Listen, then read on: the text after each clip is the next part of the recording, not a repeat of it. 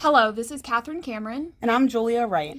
This presentation will be highlighting key points and takeaways from Chapter 4 of Interface Design and Learning, written by Dorian Peters. This chapter outlines the basic principles of design. Unlike the title states, there are not 26 basic principles. We will briefly discuss each of the principles that are essential to the design of learning interfaces. Do you recognize any of the topics? Accessibility. Just as accessibility is essential to ensure equity in the physical environment, it is equally important to create an accessible learning environment for all.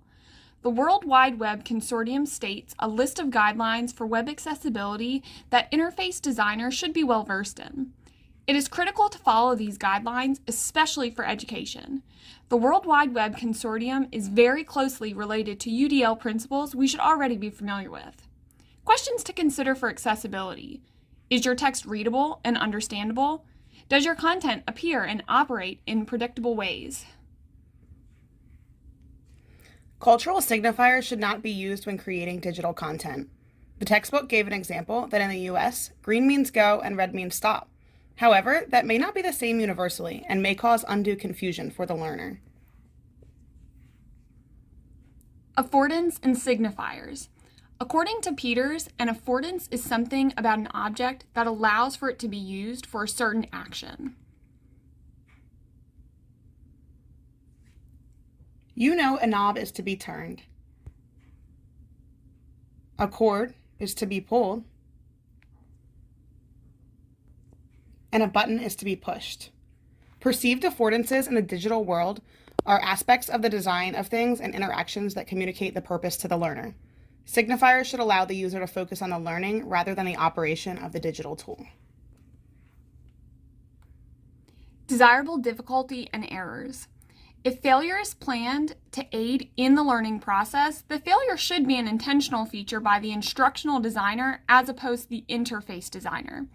According to the textbook on page 65, with regards to error, the learning interface designer should, number one, ensure that any obstacles are there to support the learning activity and are not simply the result of poor interface design.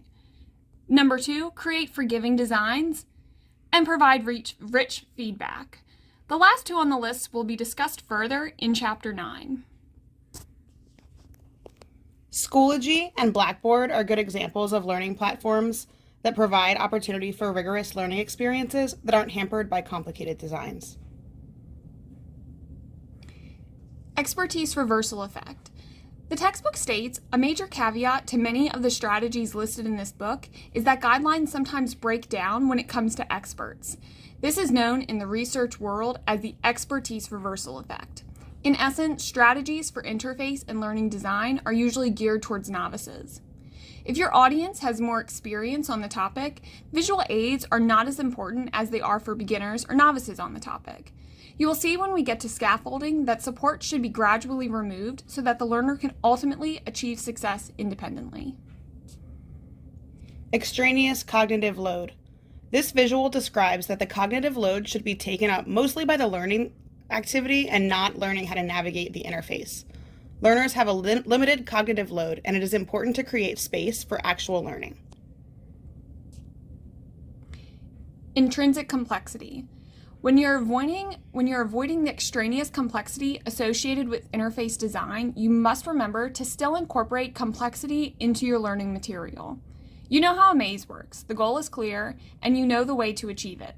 However, you need to problem solve in order to find your way out. Learnability. Learnability is how quickly you can learn the new software or program. It's all about the way you learn to navigate the interface before you are left to use it independently. In the chapter, Peters discusses the learnability of Prezi, which is a platform used to make presentations, similar to Google Slides and Microsoft PowerPoint. New users are offered a tutorial that allows users flexibility. Users may choose to skip steps they may already be familiar with. They also have the choice to exit the tutorial at any time. As stated earlier, understanding the interface is very important to be able to use it to learn new content. Mental models. A mental model is what a user thinks the system should do. If designed properly, the mental model should match the reality. If they don't match, the designer should, number one, redesign the system to conform to the user's understanding. Number two, redesign the interface to better communicate the nature of the system in order to correct the user's mental model. Or number three, when all else fails, as with a very innovative interface, such as Prezi, educate the users. When there is a mental model mismatch, the user interaction cost, which is the effort used to understand the interface, increases too much. The user will get frustrated and quit. In this situation, the mental model matches the reality, decreasing or eliminating user frustration. Paradox of choice. By nature, humans believe they like having more choices, whereas in actuality, having too many choices can become overwhelming and ultimately confusing. Choice architecture is when designers consider a balance of choice that offers enough guidance to the beginners and freedom that experts are able to handle. Quiet design. In quiet design, less is more. The design should fade into the background, emerging only when needed and only as much as needed, allowing the learner to be absorbed completely in the learning experience. PebbleGo is a good example of quiet design. It uses a minimalist color palette, adhering to consistency and convention. PebbleGo's simple design and interface supports the learning of its target audience, elementary school students.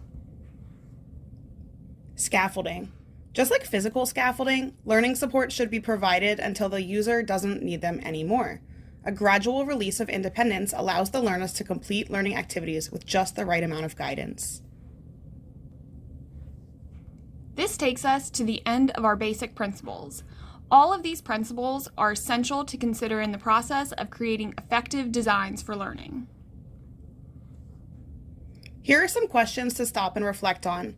Take a minute to read the questions and note any of your own takeaways. Feel free to pause here and take time and reflect.